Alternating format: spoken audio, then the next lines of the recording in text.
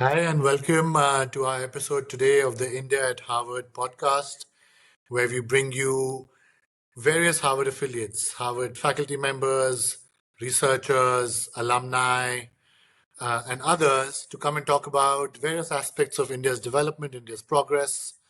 And today we are especially delighted to have with us Ambassador Ken Juster, who served as the US ambassador to India between 2017 to 2021, during which years we were happy to host him as the Harvard Club of India in Delhi as well for a beautiful lunch where he interacted with the Harvard community. Ambassador Juster has had a long spanning career over 40 years across government, law, business, finance, and international affairs. And Ambassador Juster, I must say that you're one of the few people who seems to have 3 degrees from Harvard, both from the college, obviously, from the Kennedy School and the law school. So I think most people are privileged enough to get one from Harvard. Of course, you have three.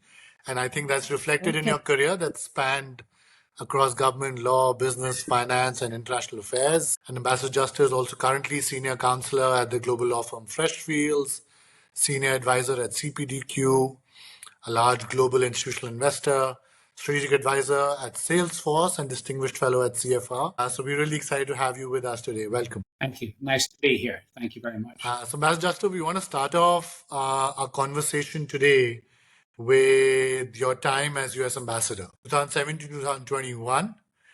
Interesting times, I'm sure, as always. But tell us some of the highlights, some of the key achievements, and maybe some of the unfinished business from your time as US ambassador to India. Okay, well, thank you for that question. It was a busy period of time. The US India relationship has really been transformed over the last 25 years, and each US administration has built on the successes of the previous one across political parties. It's been a bipartisan effort, and I feel we did that very successfully during my time as ambassador. On the diplomatic front, we really popularized the concept of the Indo Pacific, strategically linking the Indian Ocean and the Pacific Ocean, a concept that was really launched by former Prime Minister Shinzo Abe of Japan, but that the Trump administration embraced and really helped it spread throughout the region and Europe more broadly. We also designated China as a challenge strategically for the United States and focused on reviving the Quad grouping of the United States, India, Japan, and Australia. We elevated to the foreign ministerial level, and then the Biden administration elevated that to the summit level, propelled in part by China's incursion into the disputed territory in the over the line of actual control in the Ladakh region of India. Further expanded our defense relationship. We signed 3 major, what's called foundational agreements between the United States and India. We increased the number of military exercises and made them more complex with the tri-service exercise. We increased U.S. military sales to India. We expanded, and that's always been an important part of the relationship, the technology relationship. We granted India strategic trade authorizations, tier 1 status, which increased its ability to get sensitive dual-use items without licensing requirements. We expanded the energy relationship. We, for the first time, sold oil and liquefied natural gas to India, as well as continuing with clean coal and renewables. Obviously, we worked together very closely in healthcare, and the COVID crisis was one of the things that we came together with India on. We were developing vaccines. They were working on the manufacturing of them. We worked together on contact tracing of people in India. When the pandemic struck and there was a lockdown, we worked together to ensure that the back offices in India for the US medical and financial industry could continue to operate. So there was a lot of collaboration in there. We had some other crises that we worked through. In February of 2019, there was a terrorist incident coming from cross-border terrorism from Pakistan in the Pulwama area in Jammu and Kashmir, killed 40 Indian troops. The Indians then subsequently retaliated by bombing in Balakot. And this led to a dust-up between the two countries that involved the shooting down of an Indian plane and the capturing of an Indian pilot. And there was some concern by each country that the other was moving nuclear weapons, and there might even be a use of nuclear weapons. And I think I can say that the United States played an important role with both India and Pakistan in terms of working with the intelligence communities and others to help calm that period.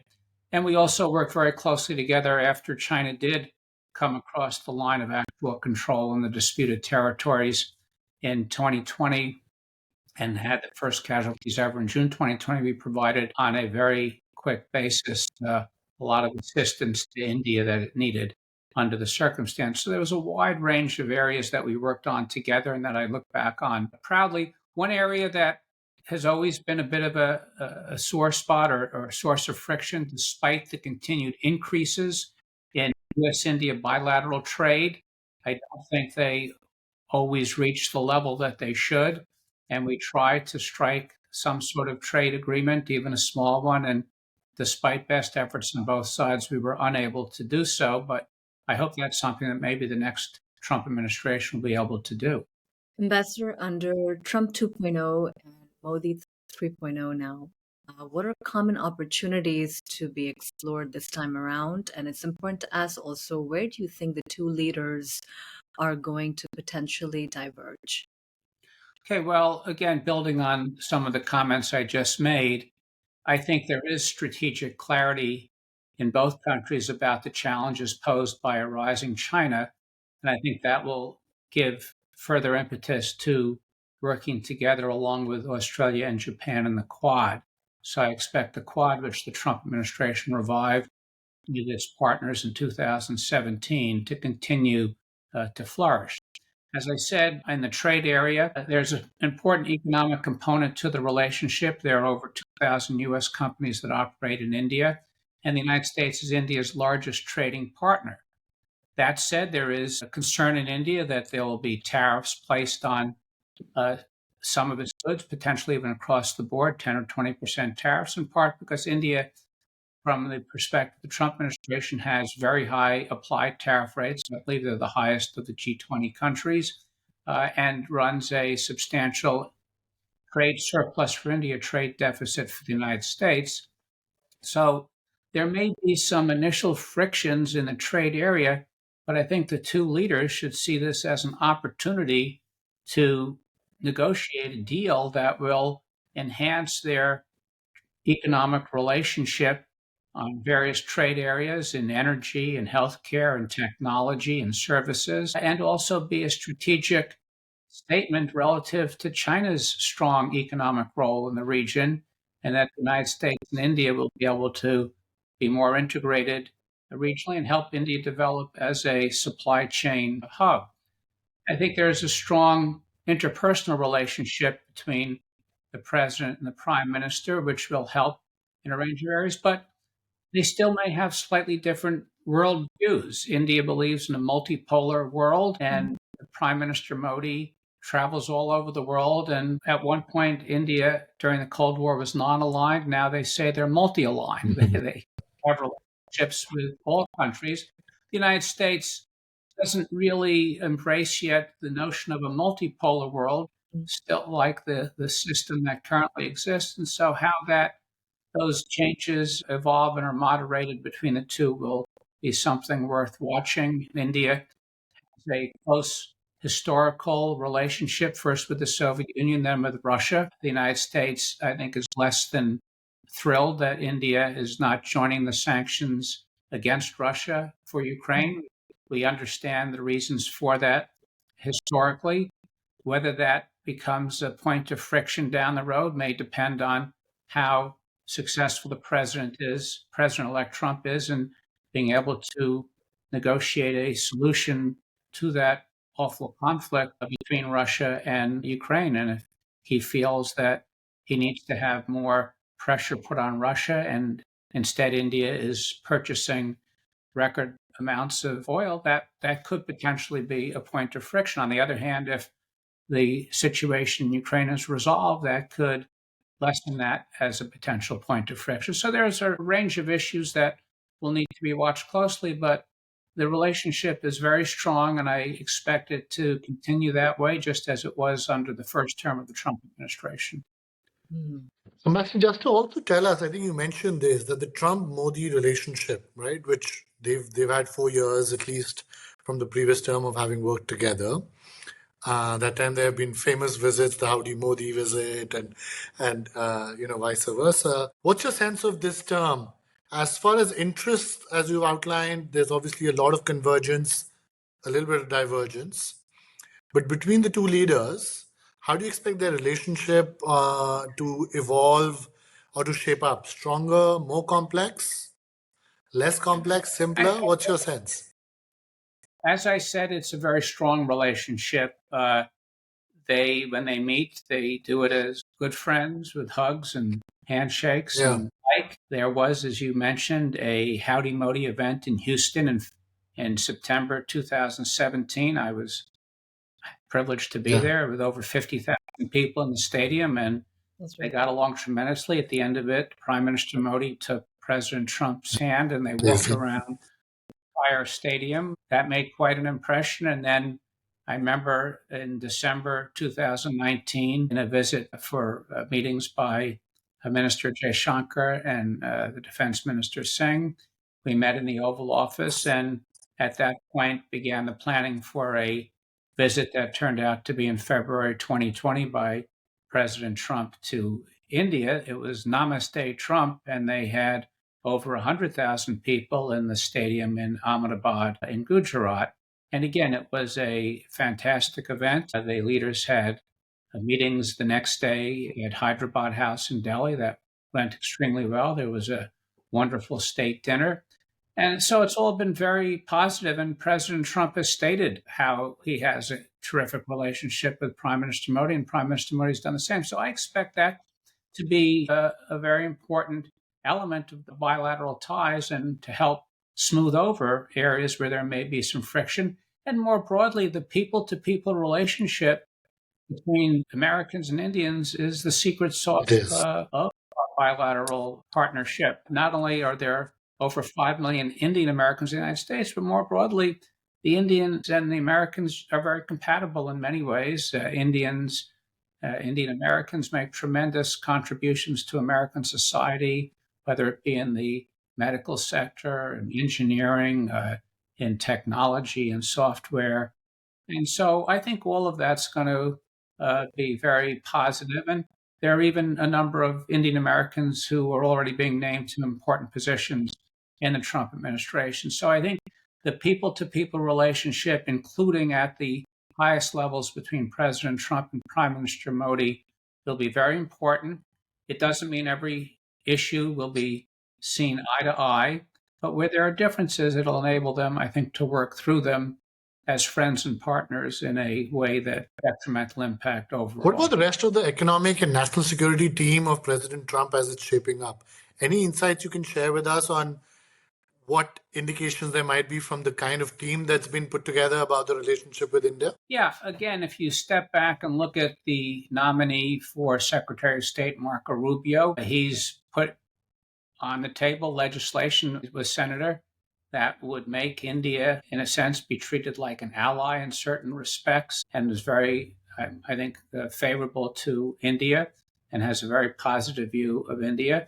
And the new National Security Advisor, Representative Michael Waltz, also has been the co-chair of the India Caucus in the House of Representatives. And I think they both see and understand the importance of our strategic partnership. And they're also both what are referred to as China hawks, individuals who see the challenges, as I say, posed by a rising China, which I think is consistent with India's perspective as well. In the economic area, with the Commerce and Treasury Secretaries Howard Fotnick Lucknick, and yeah. Scott Bessent, and then I think it's Kevin Hassert at the National Economic Council. I don't know that they have clearly articulated positions on the United States and India, but they do have concerns about China, and I think they're very thoughtful and intelligent individuals. Will share the same orientation that I've outlined already this afternoon. Ambassador, we spoke a little bit about trade tariffs against China. We know that President Trump has been steadfast in wanting to do that this term. Um, how would that affect US India relationships? And would a reorientation in manufacturing and supply chains be beneficial to India's domestic growth going forward? So, the tariffs, there's a lot of talk about tariffs, and you have to look at it at several levels. The president has been most clear about having significant tariffs on China. That, in and of itself, could be beneficial to India because there'll be some void created by a pullback in US China trade that India and other countries could fill. I believe during the first Trump term, India filled some of that void. So that's significant. Of course, if there are tariffs on India as well, that will lessen its ability to fill that void. But it's why I would think, while the Indians may put some retaliatory tariffs on the United States in response, the two countries should sit down quickly and try to negotiate a deal that gets rid of all these tariffs. I think it'll require India to do some market opening measures.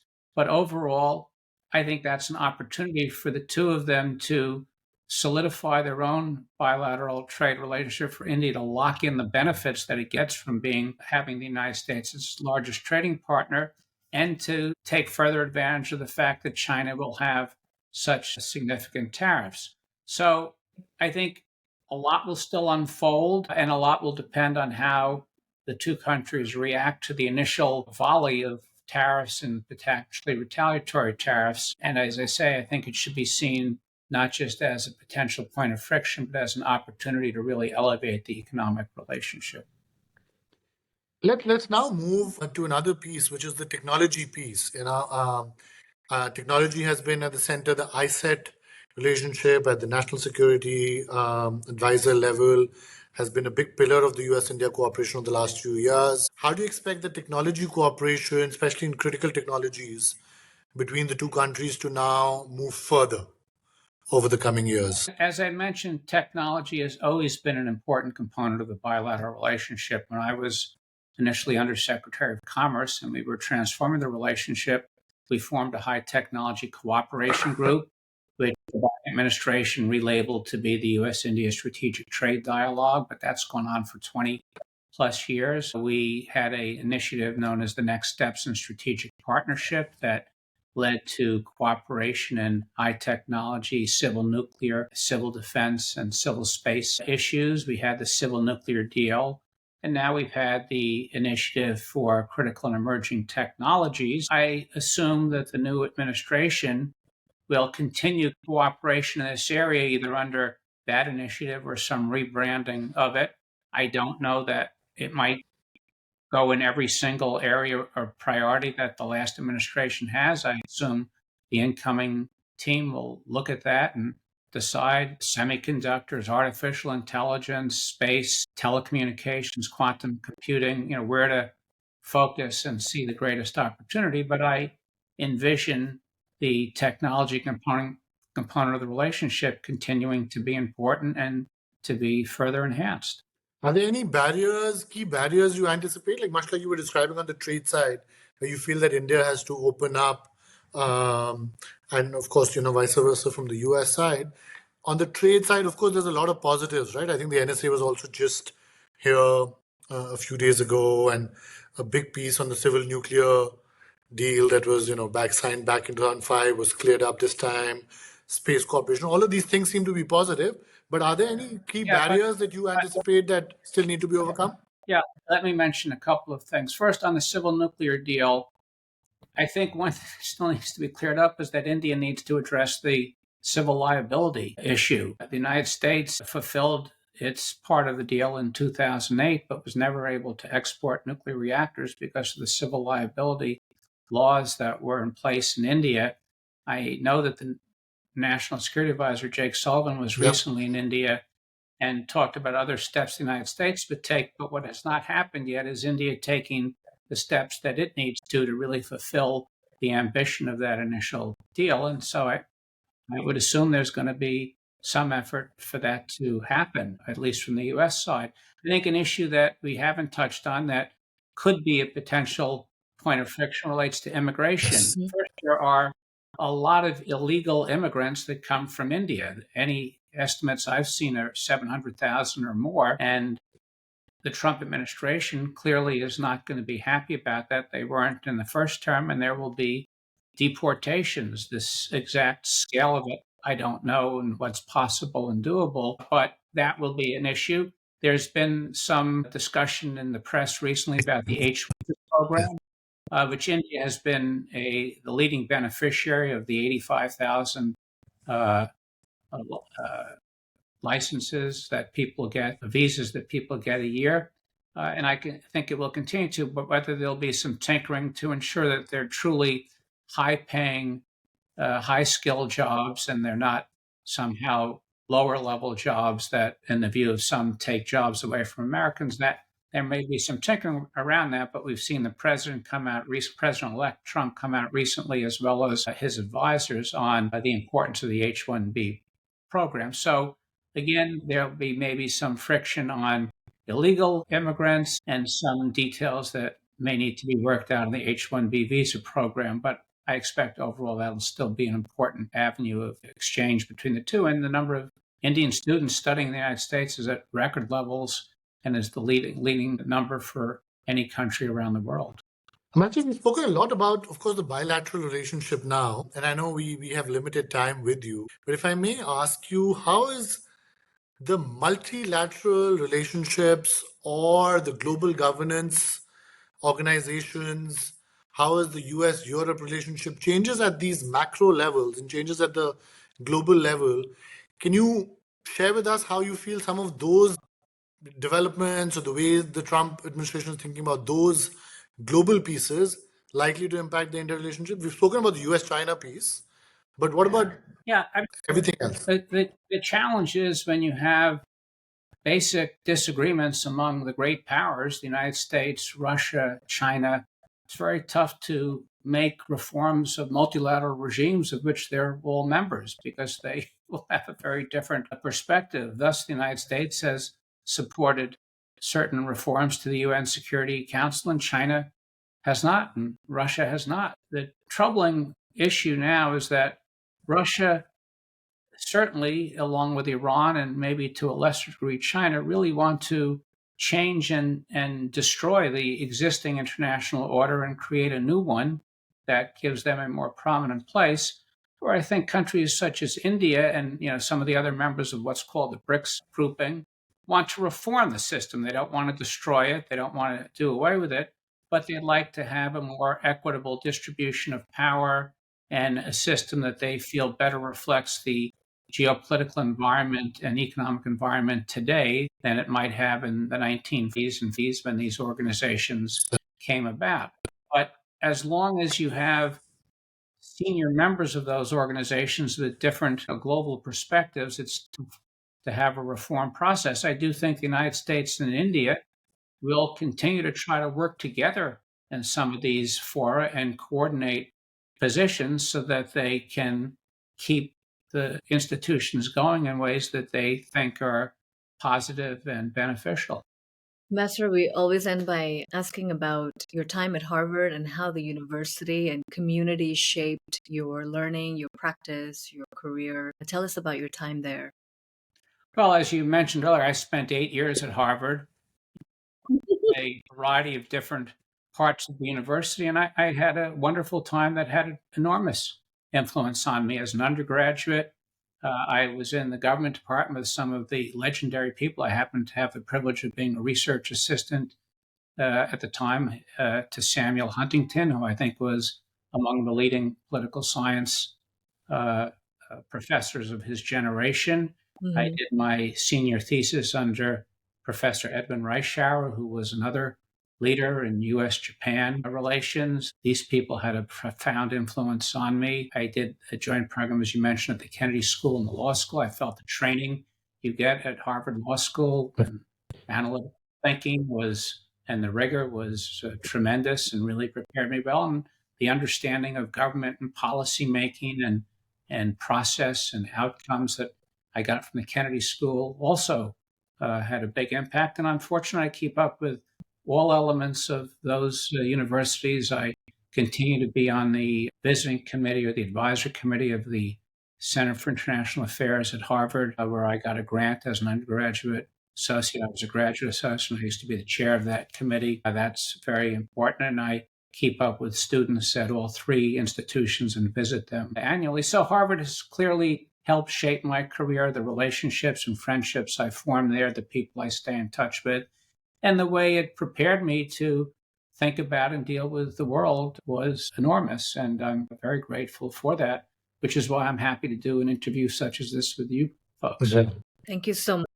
We know time is precious. We're really glad to have you on the podcast, and we hope to have you back here very soon. Thank you. so It's a much. pleasure to be with you. Take Thank you so care. much again, You Ambassador too. Juster.